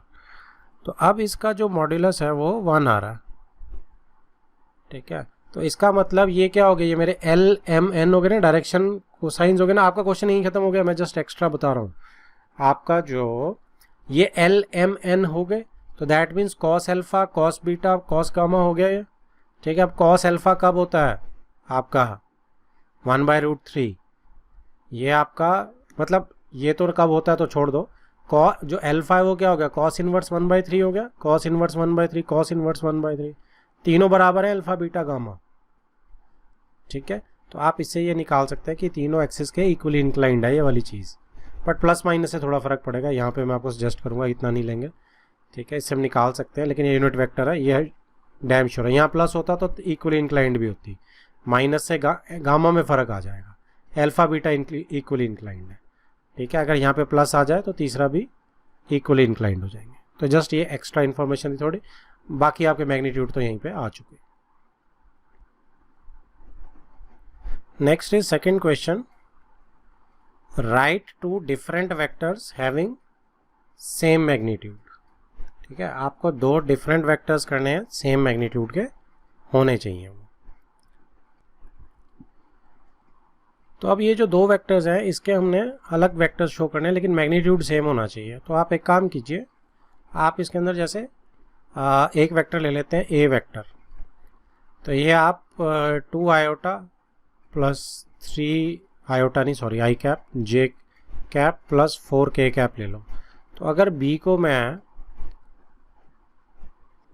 इनके रिवर्स कर दूं, 4 आई कैप प्लस यहाँ पे 2 जे कर देता हूँ और प्लस 3 के कर देता हूँ, तो ये दो अलग अलग वेक्टर्स हो गए, लेकिन इनका मैग्नीट्यूड तो सेम आएगा, क्योंकि मैग्नीट्यूड वाइज दोनों का मैग्नीट्यूड जो है वो 2 square plus 3 square plus 4 square under the root आएगा, राइट। और ये दोनों का ही मैग्नीट्यूड होगा, ए का भी यही है, बी का भी यही है। तो ऐसे इनफाइनाइट वेक्टर्स हो सकते हैं जिनका सेम मैग्नीट्यूड होगा। उसने सिर्फ 2 लिखने को बोले थे, तो हमने एक एग्जाम्पल दे दी। Next is question number 3, write two different vectors having same direction. तो डायरेक्शन सेम करनी है। डायरेक्शन सेम आपकी किस चीज़ से होता है, क्या अल्फा बीटा गामा जो डायरेक्शनल एंगल्स हैं, चाहे वो कर लो चाहे पैरेलल वेक्टर्स ले लो, ठीक है। अगर मैं आपको एक वेक्टर ए ले लूँ आई प्लस जे प्लस के, सिंपल रख रहा हूँ मैं बहुत, और दूसरा वेक्टर बी ले रहा हूँ मैं, इसको मैं 2 या 3 से जिससे आपको मल्टीप्लाई करना कर दो सारे, ठीक है जी। तो अब इसमें क्या होगा, जब आप ऊपर वाले का मैग्नीट्यूड निकालेंगे तो ये आपका आ गया 1 square plus 1 square plus 1 square, तो ये √3 आ गया, राइट। तो यहाँ पे जब मैं इसका डायरेक्शन कोसाइंस निकालूंगा, या यूनिट वेक्टर निकाल लेते हैं ताकि डायरेक्शन निकल गई सिर्फ आपकी, तो ये √3 से डिवाइड करेंगे हम, क्योंकि ए वेक्टर बाय मैग्नीट्यूड होता है। तो ये हो गया 1/√3 आई प्लस 1/√3 जे प्लस 1/√3 के, ठीक है। तो इसके डायरेक्शन कोसाइंस जो है वो 1/√3 1/√3 1/√3 हो गए। जब आप बी का निकालेंगे तो ये आ गया 3 का स्क्वायर प्लस 3 का स्क्वायर प्लस 3 का स्क्वायर अंडर द रूट, और कहने का 3√3 आ गया, ठीक है। तो अब जब आप बी कैप निकालेंगे, डायरेक्शन ओनली चेक कर रहे हैं हम, तो ये बी मैग्नीट्यूड से डिवाइड कर दिया। तो आप जब 3 को 3√3 से, अब देखो इसमें से आप 3 कॉमन भी ले सकते हो, तो 3 कॉमन लोगे, डिवाइड बाय 3√3 करोगे, अंदर आई प्लस जे प्लस के बच गया, राइट। कैंसल आउट हुआ, 1/√3 आ गया, वापस अंदर डालोगे तो 1/√3 आई प्लस 1/√3 जे प्लस 1/√3 के कैप। तो ये वाला वेक्टर और ये वाला वेक्टर दोनों यूनिट वेक्टर हैं और दोनों सेम है। तो जब यूनिट वेक्टर सेम है मतलब सेम डायरेक्शन है उनकी, ओके। तो डायरेक्शन कोसाइन सेम आ रहे हैं क्योंकि इसके, तो ये हमने दो ऐसे वेक्टर्स लिए जिनकी सेम डायरेक्शन आ रही है पर वेक्टर्स अलग अलग हैं। Next is question number 4, find the values of x and y so that vectors this and this are equal. तो इक्वल वेक्टर्स में कंपोनेंट इक्वल कर देंगे, तो x तो सीधा सीधा 2 आ गया और y जो है वो 3 आ गया, ठीक है ना। 2i plus 3j is equal to xi plus yj। Vectors कब होते हैं इक्वल? जब इनके कंपोनेंट्स रिस्पेक्टिव बराबर होते हैं। i कैप का कंपोनेंट बराबर, j कैप का कंपोनेंट बराबर। Question number 5, find the scalar and vector components of the vector with initial point 21 and terminal point -57। तो वेक्टर जो है मेरा ऐसे जा रहा है, राइट। इनिशियल पॉइंट बोला कि 21 है और टर्मिनल पॉइंट जो है वो -57, ठीक है जी। तो अब इसमें जो मेरा, तो इस वेक्टर के आप अगर वेक्टर फॉर्म लिखेंगे इसको, सपोज ये A है, ये B है, तो ए बी वेक्टर अगर आप बनाएंगे तो ये क्या आएगा? -5 -2, ठीक है ना। x कंपोनेंट को हम यहाँ लिख लेंगे i cap plus y coordinate का y component 7 - 1 is 6 k cap. j इसमें है नहीं, 3D स्पेस का नहीं है ये पॉइंट, 2 डायमेंशनली उसने दिया हुआ है। तो ये आपका हो गया कि -7i प्लस 6k। बस लिखना आपने। स्केलर कंपोनेंट जब आप लिखेंगे, स्केलर कंपोनेंट्स, तो सिंपली -7 और 6 लिखेंगे। लेकिन जब आप वेक्टर कंपोनेंट्स लिखेंगे तो आप -7 आयोटा कॉमा आयोटा, फिर बोल रहा हूँ आई कैप, सॉरी, और 6k लिखेंगे, ठीक है। तो वेक्टर और स्केलर कंपोनेंट्स को लिखना है ऐसे ध्यान से, नहीं तो नंबर कट जाएंगे। Find the sum of the vectors this, this and this. तो सम ऑफ वेक्टर्स ढूंढने हैं आपने। तो आप यहाँ से देखो, आई कैप में क्या क्या करेंगे? a प्लस बी प्लस सी निकालना है मुझे। तो यहाँ पे आप आई कैप वाले इकट्ठे, आई कैप को कॉमन ले लेते हैं। तो 1 कोफिशिएंट यहाँ है, -2 यहाँ है और 1 यहाँ है, तो 1 -2 प्लस 1 प्लस जे कैप ले लेते हैं।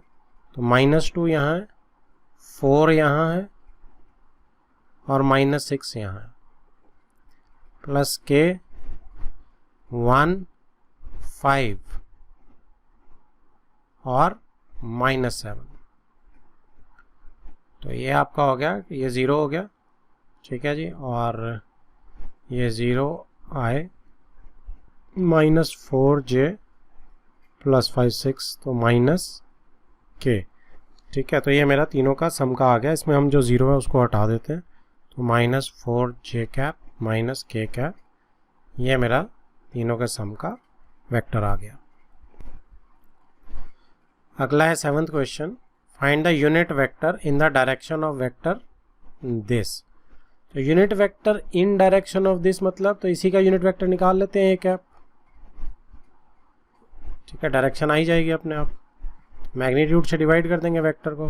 अब वेक्टर तो यही है, तो इसका मैग्नीट्यूड अगर हम निकालेंगे तो मैग्नीट्यूड क्या निकलेगा इसका?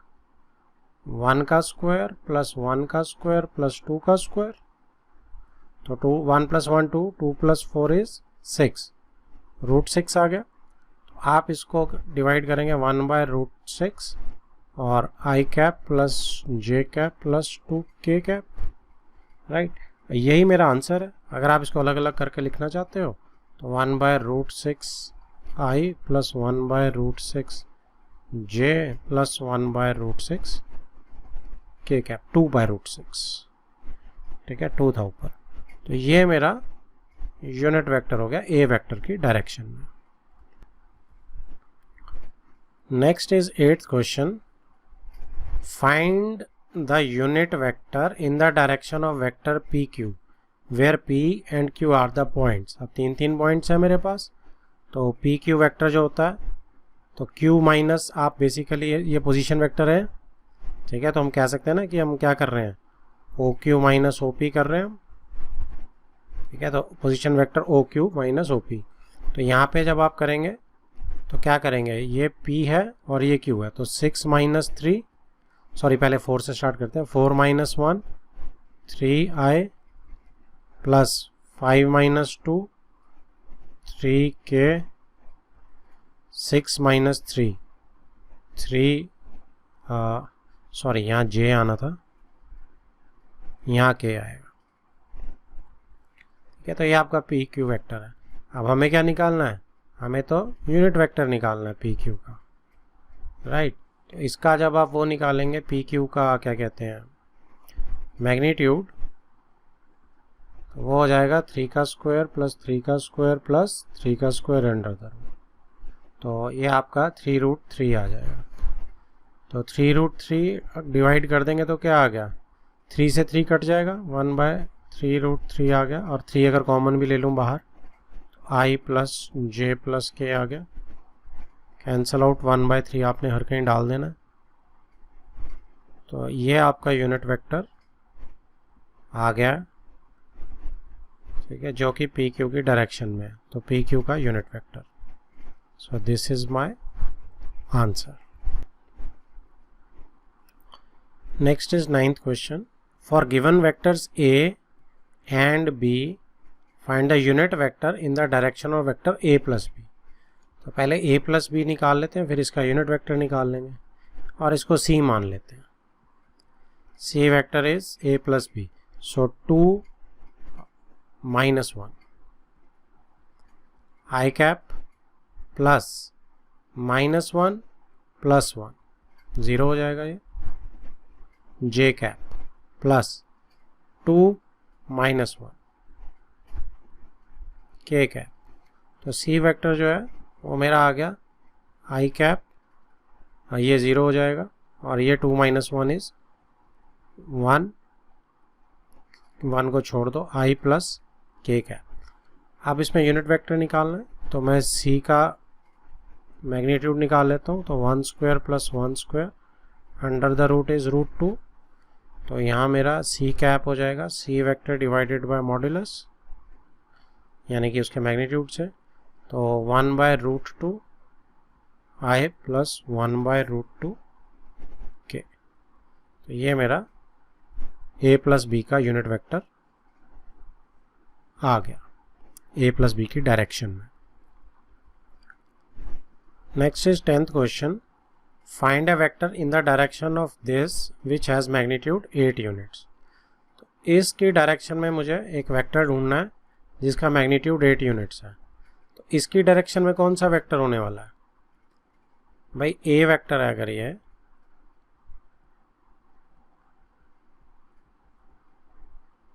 तो इसकी डायरेक्शन क्या होगी, इसकी डायरेक्शन जो होगी वो a कैप होगी। तो a वेक्टर को डिवाइडेड बाय a मैग्नीट्यूड कर देते हैं। तो वेक्टर का मैग्नीट्यूड कितना है, 5 का स्क्वायर 25, 5 का स्क्वायर प्लस -1 का स्क्वायर प्लस 2 का square under the root 25, 26 plus 4 30 आ गया, है ना, √30 हो गया ये। तो यहाँ पे जो आएगा वो आएगा 1/√30 5i minus j cap plus 2k cap. अब ऐसा वेक्टर चाहिए जिसकी डायरेक्शन तो ये है लेकिन मैग्नीट्यूड 8 यूनिट्स है। तो कहने का मतलब जो मेरा b वेक्टर है वो मेरा 8 × a कैप हो जाएगा, मैग्नीट्यूड ये है, डायरेक्शन ये है। 8 से मल्टीप्लाई करते ही 8/√30 हो जाएगा ये, ठीक है जी। और यहाँ आ जाएगा 5i minus j plus 2k cap. अब 8/√30 को अंदर डाल देंगे तो 40/√30 i cap minus 8/√30 j cap plus 16/√30 k cap. ये वेक्टर हो गया जी मेरा डिजायर्ड वेक्टर जिसका 8 जो यूनिट्स है वो मैग्नीट्यूड है, क्योंकि जो a कैप निकाला है इसका मैग्नीट्यूड तो 1 यूनिट है, 8 यूनिट से मल्टीप्लाई कर दिया हमने मैग्नीट्यूड को, ठीक है। Next is 11th question. Show that the vectors this and this are collinear. तो कोलिनियर की डेफिनेशन क्या होती है कि b is equal to lambda a हो वेक्टर, ठीक है। तो इसमें आप देख लो कि जैसे ही मैं इधर से 2 कॉमन ले लेता हूँ या -2 कॉमन ले लो आप, तो ये हो जाएगा 2i cap plus 3 - 3j cap. क्योंकि मैंने -2 कॉमन लिया, तो -3 j cap minus plus sign change करना है 4 के कैप। ठीक है, अगर ये मेरा ए वेक्टर है और ये मेरा बी वेक्टर है, तो बी वेक्टर को देखो, ये ए वेक्टर नहीं हुआ क्या ये पूरा, तो 2a नहीं हो गया क्या, तो बी वेक्टर जो है वो मेरा -2a आ गया। तो that means b is equal to lambda a type आ गई, तो that means b and a are collinear. So a and b are collinear. ठीक है जी।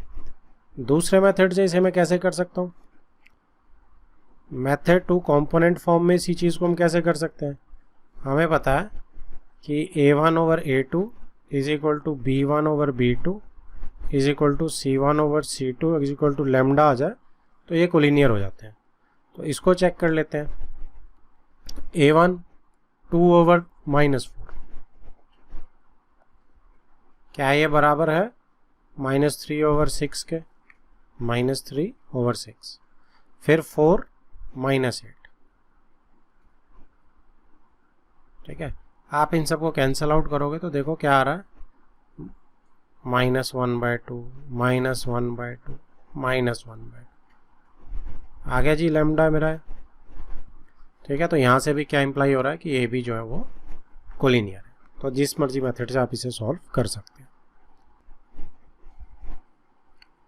Find the direction cosines of the vector this. तो इसको भी आप किसी भी तरीके से कर सकते हैं। आपको पता है डायरेक्शन कोसाइंस होते हैं यूनिट वेक्टर के होते हैं, कोफिशिएंट्स।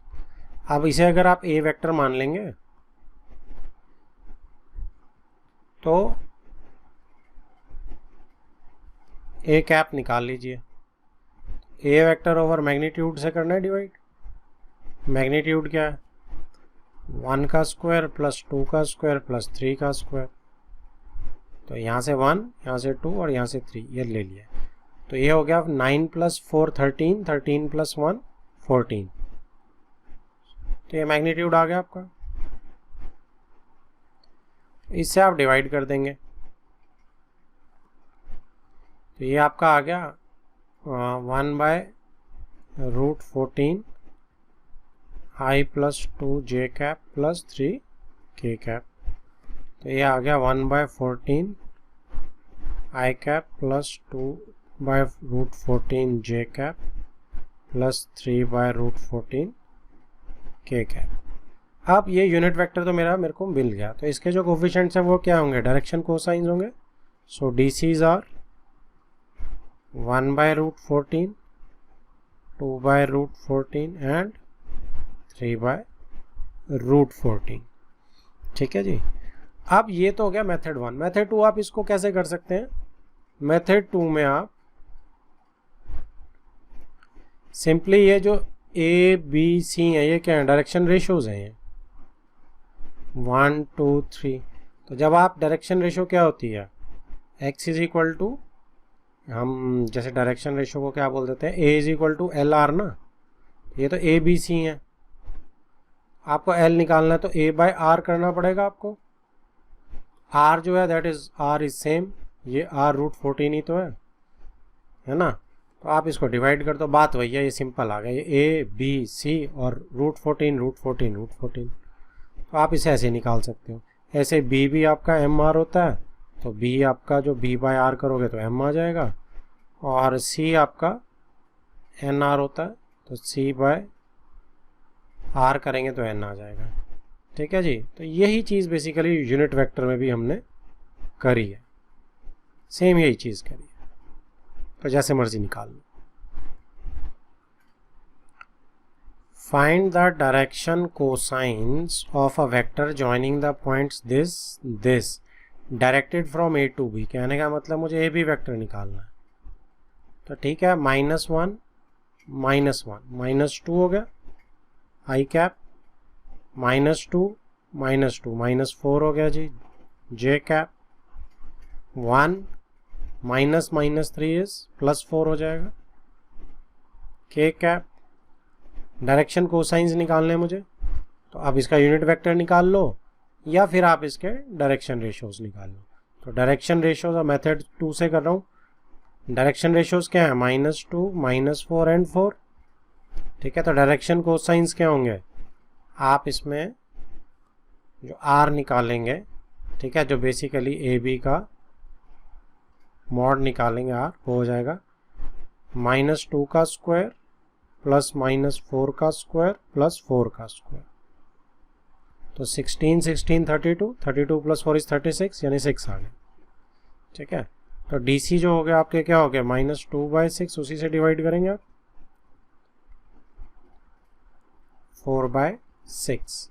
ठीक है, क्योंकि डायरेक्शन रेशो को अगर आप R से डिवाइड कर देते हैं तो वो DC होता है। पिछले क्वेश्चन में हमने सारी थ्योरी देख ली है। तो ये -1/3, 2 से करेंगे -2/3 और ये 2/3।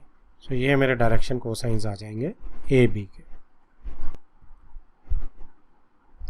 14th question, show that the vector is equally inclined to the axis OX, OY and OZ। हमें शो करना है कि ये इक्वली इंक्लाइंड है एक्सिस के। तो आप अगर देखो, इसको मैं ए वेक्टर अगर बोल रहा हूँ तो इक्वली इंक्लाइंड के लिए मैं इनके डायरेक्शन कोसाइंस निकाल लेता हूँ। सो डायरेक्शन रेशियोज क्या है, 1 1 1 है। ठीक है, डायरेक्शन कोसाइंस क्या हो जाएंगे, अब इसका जो ए वेक्टर का मॉड्यूलस है वो क्या हो जाएगा, वो आपका √3 हो जाएगा, 1 square plus 1 square plus 1 square under the root. ठीक है, तो DC क्या हो जाएंगे, 1/√3, 1/√3, 1/√3।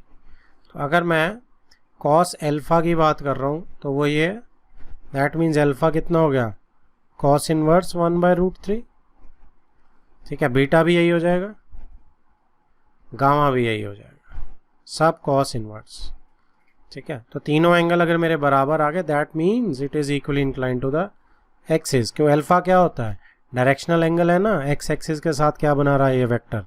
ऐसे ही बीटा जो है वो भी वाई एक्सिस के साथ क्या एंगल बना रहा है वो होता है, और गामा जेड एक्सिस के साथ ये मेरा वेक्टर क्या एंगल बना रहा है वो होता है। तो सब मेरे बराबर आ रहे हैं, इसके बराबर। तो अगर सब बराबर आ रहे हैं दैट मीन्स कि ये जो I plus J plus K है is equally inclined, is equally inclined to axis, सारे एक्सिस पे। ठीक है, next is 15th, find the position vector of a point R which divides the line joining two points P and Q whose position vectors, position vector मतलब OP and OQ दिए हुए हैं, OP ये है, OQ ये है, position vector ये है, इन द रेशो 2:1। R जो है वो उसे 2:1 में डिवाइड करना है। अब मुझे इंटरनली और एक्सटर्नली R की वैल्यू निकालनी है। तो पहले हम इंटरनली का केस ले लेते हैं। तो ये हम ले लेते हैं कि हमारा अगर सपोज ये पोजीशन वेक्टर, ये ओरिजिन है, ठीक है, और ये मेरा PQ है, राइट, ये मेरा R वेक्टर है, R पॉइंट। तो 2:1 में मेरा डिवाइड हो रहा है। तो यहाँ पे P का पोजीशन वेक्टर जो है वो दैट इज I2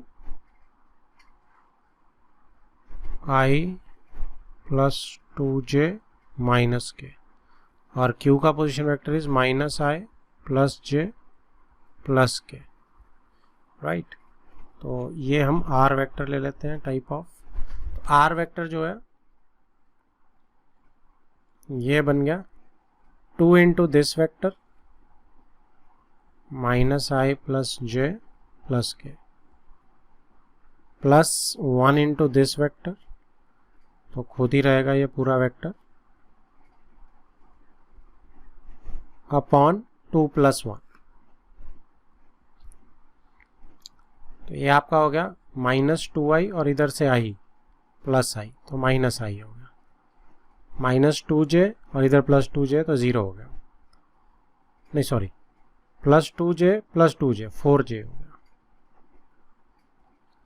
इधर +2k और इधर -k, तो +k हो गया ओवर 3।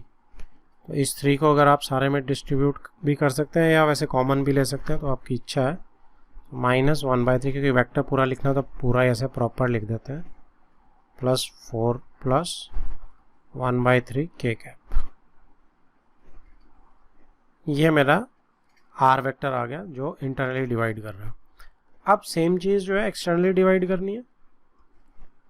तो एक्सटर्नली डिवाइड में हम क्या करते हैं, एक्सटर्नली डिवाइड में आप पी क्यू को ऐसे ही ले लेंगे, आर बाहर ले लेंगे, ठीक है। पी ये हो जाएगा, क्यू ये हो जाएगा, ओके। तो जैसे पी आर इधर 2 है तो ये चीज़ जो है वो मेरी 2 ही आएगी, और ये चीज़ मेरी तो बेसिकली एक्सटर्नल, देखो एक्सटर्नल डिवीजन गलत होगी क्योंकि पी तो ये छोटा थोड़ी होगा। तो हम इसको क्या करते हैं, अपनी लॉजिकल सेंस यूज़ करके पी यहाँ लेते हैं, क्यू यहाँ, आर यहाँ। अब पी आर जो है अब 2 हो सकता है और क्यू आर जो है ये 1 हो सकता है, ठीक है। तो मैं क्या करूँगा, 2 × पी वेक्टर जो कि ये वाला है, तो यही चीज़ आ जाएगी, ठीक है। तो R vector is 2 × -i + j + k। अब माइनस साइन आ जाता है इसमें, ठीक है। 1 × अब 1 के साथ कौन सा आ रहा है, ये वाला वेक्टर, सॉरी ये वाला क्यू वेक्टर जो कि ये है, राइट। सो ये आपका हो जाएगा ये। कुछ याद ना रहे तो आपने सिंपल इन 2 प्लस की जगह माइनस लगाना होता, खत्म। और नीचे 2 - 1, ठीक है। तो अब ये वेक्टर क्या बना, -2 - 1 -3 अपॉन 1 आ जाएगा, कोई फर्क नहीं पड़ेगा। 2 - 2 अब 0 हो जाएगा, और 2 + 1 तो +3 k कैप। तो ये वाला जो वेक्टर है मेरा, ये मेरा एक्सटर्नली आर वेक्टर जो निकल गया है, ये एक्सटर्नली डिवाइड करेगा मेरे इन 2 वेक्टर्स पी क्यू को, जो पोजीशन वेक्टर्स दी हुई है। Done. Next is 16th question. Find the position vector of the mid point of the vector joining the points P and Q. तो मिड पॉइंट निकालना है, तो ये मेरा मिड पॉइंट क्या हो जाएगा, पोजीशन वेक्टर निकालना है। तो इसको आप जिस मर्जी स्टाइल से कर सकते हो।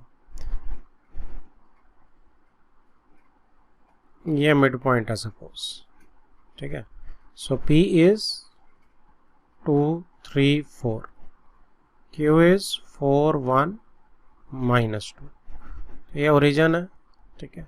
तो आप या तो मेथड 1 में आप क्या करेंगे, इसका वेक्टर निकाल लो, position vector 2i + 3j + 4k, right. इसका position vector is 4i + j - 2k, क्योंकि ओरिजिन जो होता है वो तो 0 0 0 होता है। आप जब माइनस करेंगे 4 में से 0 को तो 4i आ जाएगा, 1 में से 0 को तो j आ जाएगा, -2 में से 0 को करेंगे तो 2 है। तो ऐसे पोजीशन वेक्टर निकाल लो। तो अब ये जो r वेक्टर है, पोजीशन वेक्टर है, ये क्या होता है, मिड पॉइंट है, क्योंकि निकाला 1:1 टाइप है, मिड पॉइंट है। तो r vector is this + this divided by 2। तो 4 + 2 is 6 divided by 2 i cap, ठीक है। क्योंकि ये क्या होता है, a + b/2, राइट। तो आप पहले ऐड भी कर सकते हो, तो आप मैंने पहले ऐड कर दिया कंपोनेंट्स को और फिर 2 से डिवाइड कर दिया। Same thing goes for 1 + 3 divided by 2 k cap plus -2 + 4 divided by 2। अच्छा यहाँ j पता नहीं मैं k क्यों पहले लिख देता हूँ, k कैप। तो ये आपका 6 ये आ जाएगा 3i + 4/2 is 2j + 2/2 is k।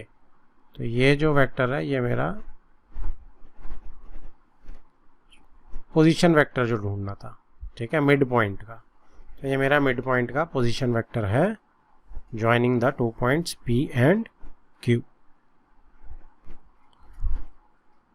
अगला है जी 17th क्वेश्चन।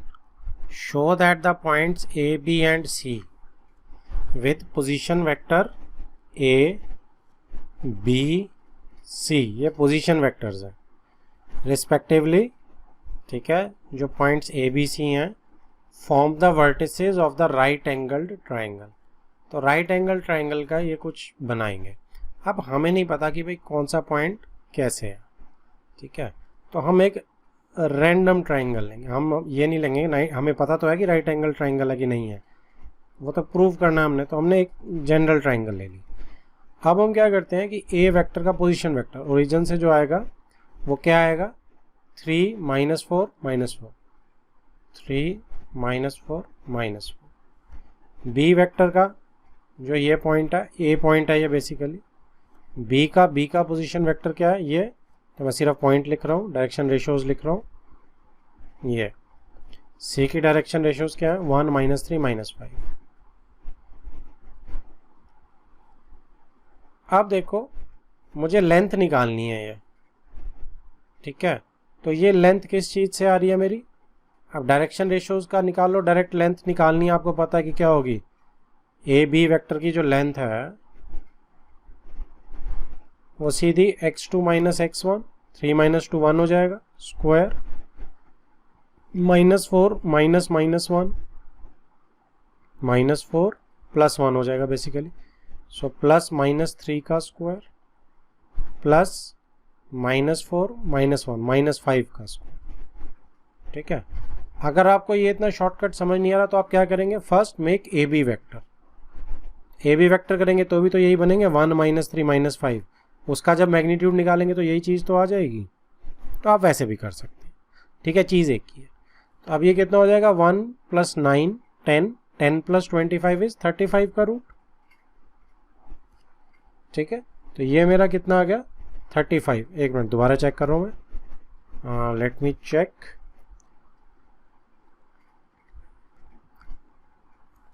अगले के लिए आप देखेंगे कि बी सी का अगर आप ऐसे निकालेंगे कि बी सी का आपका मैग्नीट्यूड कितना रहने वाला है, तो वेक्टर क्या बनेगा आपका, 1 -2 -1 इसका स्क्वायर प्लस -3 +1 -2 का स्क्वायर और -5 -1 -6 का स्क्वायर अंडर द रूट। तो 1 + 4 5 5 + 36 इज 41 का रूट। नेक्स्ट ए सी का भी ऐसे ही निकाल लीजिए आप, तो ये आ जाएगा ए सी, तो ये टर्मिनल से इनिशियल माइनस सॉरी यहाँ से करते हैं, 1 -3 इज -2 उसका स्क्वायर, -3 + 4 +1 का स्क्वायर, -5 + 4 -1 का स्क्वायर, ठीक है। तो ये आपका 4 + 1 5 + 1 6 √6 हो गया। अब आप इन तीनों को ध्यान से देखो, कि इन तीनों को आपको ध्यान से देखना जो भी हमने ये मैग्नीट्यूड्स निकाले, राइट। पहला ये मैग्नीट्यूड है, फिर ये मैग्नीट्यूड है, फिर ये मैग्नीट्यूड है। तो सीधा सीधा मुझे दिख रहा है कि √35 का स्क्वायर प्लस √6 का स्क्वायर इज इक्वल टू 41 का स्क्वायर रूट का। तो दैट मीन्स मेरी पाइथागोरस लग रही है। ए बी का स्क्वायर, सिर्फ मैग्नीट्यूड टाइप लिख रहा हूँ मैं, और √6 कहाँ से आ रहा है मेरा, ए सी का square is equal to √41 B C का square. So this implies A B C is right angled triangle. Done, यही प्रूव करना था। 18th question, in triangle A B C which of the following is not true, कौन सा true नहीं है। तो इसमें ए ऑप्शन को देखते हैं, ए बी ठीक है बिल्कुल, प्लस बी सी बिल्कुल ठीक है, प्लस सी है इज इक्वल टू 0। तो देखो A B plus B C, अगर आप ट्राइंगुलर लॉ लगाएंगे तो ए सी के बराबर आएगा। तो अगर मैं ए सी को सी ए कन्वर्ट करूंगा तो -c हो जाएगा नेगेटिव वेक्टर, इसको इधर लाके प्लस करूंगा तो ये बिल्कुल ठीक आ रही है ऑप्शन। तो फर्स्ट तो जो है, अच्छा हमने तो नॉट ट्रू बतानी है ना, तो पहली वाली तो ट्रू है, इसको तो हम नहीं छेड़ सकते, ठीक है जी, बात समझ आ गई आपको। बी में आपने देखो क्या कह रहा है, A B plus B C minus A C, अब इस ए सी को इधर ट्रांसपोज कर दो तो -ac, तो ये भी ट्रू है। फिर है A B plus B C minus A C, तो ये दोनों सेम हो गया। आई थिंक इसमें कुछ गड़बड़ है, लेट मी चेक कि ये किसे बोल रहा है, क्योंकि इस पे तो दोनों सेम आ रहे हैं। तो यहाँ पे सी ए है, बेसिकली आप इसको करेक्शन कर सकते हैं, यहाँ पे हो सकता है मेरी में ही हो, आप में ना हो, तो ये सी ए है क्योंकि अदरवाइज बी के साथ हो जाता है। ठीक है, तो सी ए होते ही देखो ये यहाँ पे जाके माइनस नहीं होगा, यहाँ जाके प्लस होगा, तो यही आंसर बनेगा मेरा, नॉट ट्रू में। क्योंकि डी में आप क्या करेंगे, A B minus C B, तो माइनस सी बी आप बी सी को बड़े आराम से लिख सकते हैं, कोई प्रॉब्लम नहीं है। और ये जो ए सी ट्रू था मेरा, इसको नेगेटिव कर दूंगा तो प्लस सी ए हो जाएगी, कोई प्रॉब्लम नहीं है। ठीक है, वैसे भी आप सी ए करेंगे तो इधर को हो जाएगा नेगेटिव वेक्टर, तो A B plus B C plus C A, तो जीरो डिस्प्लेसमेंट हो जाएगी, तो ये भी बिल्कुल ठीक है। तो दैट मीन्स सी मेरा वही सिर्फ अकेला ट्रू नहीं है, और वो भी करेक्शन करने के बाद। Next is 19th question, if A and B are two collinear vectors then which of the following are incorrect. तो ए बी जो हमारे कोलिनियर वेक्टर होते हैं, तो b is equal to lambda a, ठीक है, हमने इनकरेक्ट बताने, करेक्ट नहीं बताने। तो b is equal to lambda a जो आपका है वो बिल्कुल करेक्ट है, that is very much correct. a is equal to plus minus b, अब a is equal to plus minus b क्या होता है, तो ये आपका अगर a मेरा ये है तो प्लस b आपका सपोज ये है और माइनस b आपका ये है ना, तो ये कोलिनियर बन रहे हैं, तो इसको मैं फिलहाल अभी छोड़ रहा हूँ। ठीक है, ये हो सकता है, it can be possible and can not be possible. ठीक है, तो ये सब हो सकता है, ये दोनों को आपका स्केलर जा रहे हैं, अगर ए बी कोलिनियर है तो दोनों बन रहे हैं, इसको राइट में डालो, ये हमेशा कोलिनियर ही रहेंगे। इसके बाद सी में देखो, द रिस्पेक्टिव कंपोनेंट्स और A B are not proportional, not. ठीक है, तो यहाँ पे जो है कुछ आपको करेक्शन करनी है, ये नॉट वर्ड यहाँ नहीं है, ये भी एक्स्ट्रा दिया हुआ है।